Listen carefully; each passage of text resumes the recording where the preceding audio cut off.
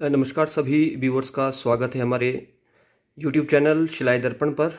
आप हमारी स्क्रीन पे देख पा रहे होंगे हम राजकीय वरिष्ठ माध्यमिक पाठशाला शिलाई में भी उपस्थित है और हमारे साथ है प्रधानाचार्य श्री रमेश चंद जी। इनसे खास बातचीत करेंगे इस एपिसोड में। सर, स्वागत है आपका हमारे इस YouTube चैनल पर। Thank you. और जिस तरह से आप यहाँ पे कब आए थे, कोरोना काल के बाद आप यहाँ आए और किस तरह का विजन लेकर आप यहाँ पे आए थे सर? देखिए, मेरा शुरू से ही ये विजन रहा है कि मुझे जहाँ पर भी अपनी सेवाएं देने का मौका मिलेगा वहाँ पर मैं अपना बेस्ट दूंगा। तो संस्थान को, किसी खास करके शिक्षा संस्थान को आगे ले जाने में एक मुखिया का भी अहम रोल रहता है।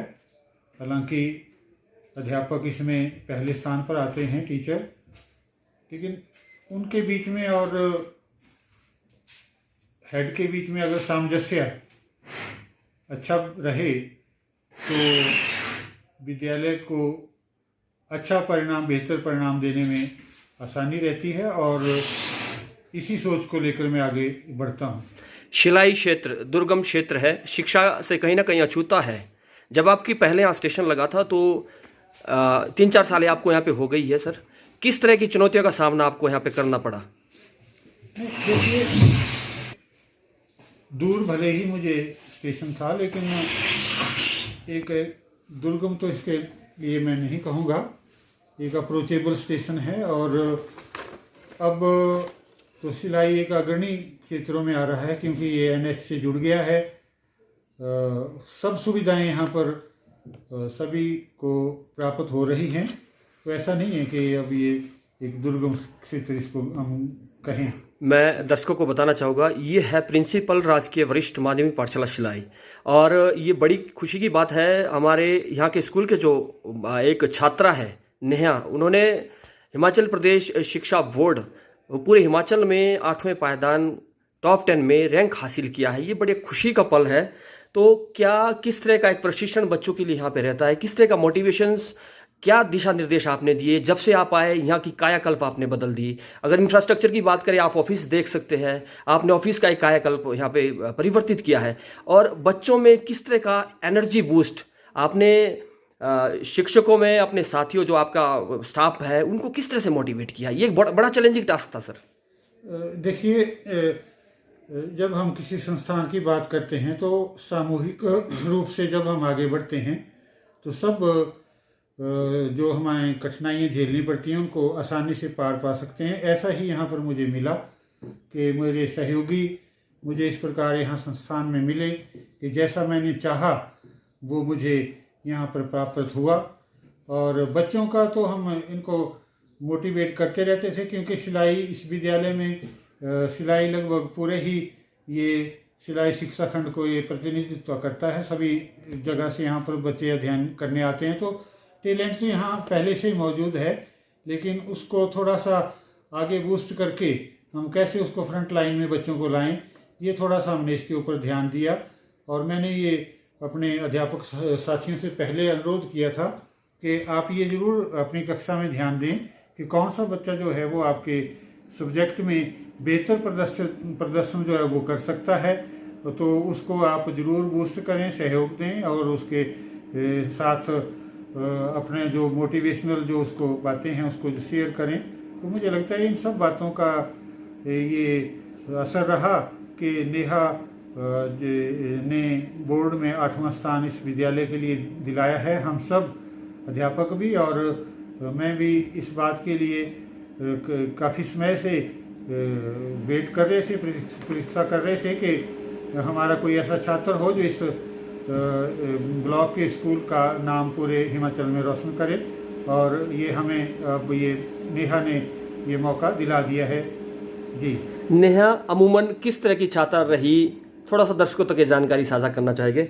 और ये बड़ी उपलब्धि है, गौरवान्वित करने वाला पल है। शिलाई ब्लॉक का सबसे बड़ा स्कूल है और यहाँ से अगर प्रीवियसली बात करें, पास्ट टाइम की बात करें, तो मुझे लगता है आज तक शिलाई स्कूल से टॉप 10 में शिक्षा बोर्ड में समूचे हिमाचल प्रदेश में कोई भी छात्रा नहीं आई है। जी। तो ये एक बड़ी उपलब्धि है, आप बधाई के पात्र हैं सर। और शायद आपके मन की इच्छा पूरी हुई है, क्योंकि आपने निष्पक्षता से 100% स्कूल के लिए दिया है। ये बड़ी उपलब्धि है। मैं जानना चाहूँगा, क्या आपको पहले भी अंदेशा था कि ये लड़की कहीं ना कहीं क्रैक कर सकती है, टॉप 10 में आ सकती है? नहीं, जैसे कि नेहा के बारे में इसके जो अध्यापक थे, सब्जेक्ट टीचर, उनसे थोड़ा हमें ये ज़रूर जानकारी मिलती थी कि ये बच्ची जो है वो पढ़ाई में बहुत ही अच्छा प्रदर्शन कर रही है, दिखा रही है। तो अगर ये थोड़ा सा इसके ऊपर ध्यान दिया जाए तो ये बेहतर स्कूल का नाम रोशन करेगी। जैसा कि मुझे इसके पिछले अध्यापकों से भी जानकारी मिली है, इसका पिछला रिकॉर्ड भी काफ़ी ब्रिलियंट रहा है और बच्ची बहुत सरल शांत स्वभाव की लड़की थी। इसको विद्यालय में हमने कभी भी विद्यालय परिसर में बिना मतलब के इधर उधर जाते हुए घूमते हुए कभी नहीं देखा। तो मुझे लगता है इसका हार्ड वर्क और जो इसका सरल और शांत स्वभाव था, अपने काम के प्रति ये जो लगन थी, उसने इसको इस मुकाम तक पहुंचाया है। जी, एक छोटी सी प्रतिक्रिया मैं आपको लेना चाहूँगा। यहाँ डिफरेंट ओरिजिन से बच्चे आते हैं, प्राइवेट स्कूल से भी यहाँ बच्चे आते हैं, सरकारी परिवेश से भी यहाँ बच्चे आते हैं। तो उनमें क्या भिन्नताएं पाई गई है? क्या प्राइवेट स्कूल या सरकारी स्कूल का बच्चा अगर हार्ड वर्क करे तो इस पायदान पर पहुँच सकता है? देखिए, मतलब मेरा तो ये अपना सोच है कि मौजूदा जो सिनेरियो एक बना हुआ है, उसमें ना तो हमें अकेले सरकारी संस्थानों के ऊपर निर्भर रह सकते हैं और ना ही केवल प्राइवेट संस्थानों के ऊपर। ये दोनों ही मिलकर अगर आगे बढ़ेंगे तो बेहतर समाज के लिए परिणाम होंगे। कुछ बच्चे प्राइवेट स्कूलों से भी अच्छे आते हैं और कुछ बच्चे सरकारी स्कूलों में भी अभी तक हमारे पास मौजूद हैं, जो कि इस प्रकार का प्रदर्शन हमारे लिए कर सकते हैं। जी, इस बिटिया ने बड़ा कारनामा किया है, बेटी बचाओ बेटी पढ़ाओ अभियान। आप पेरेंट्स को क्या संदेश देना चाहेंगे? क्योंकि हमारे इधर लैक ऑफ एजुकेशन भी है कहीं ना कहीं। फैमिली के अगर फैमिली के सदस्य की बात करें तो लड़के को ज़्यादा प्रायोरिटी दी जाती है एज कम्पेयर टू गर्ल्स। तो आप क्या संदेश देना चाहते हैं सोसाइटी में? नहीं, देखिए, अब जैसे जैसे हम सब शिक्षित होते जा रहे हैं, समाज में जागरूकता बढ़ रही है, तो वो जो पुराने वाली सोच थी कि केवल बच्चों लड़कों को ही आगे फ्रंट लाइन में हम परिवार से करें, तो ऐसा नहीं है। अब सभी परिवारों में बेटियों को भी बराबर महत्व दिया जा रहा है।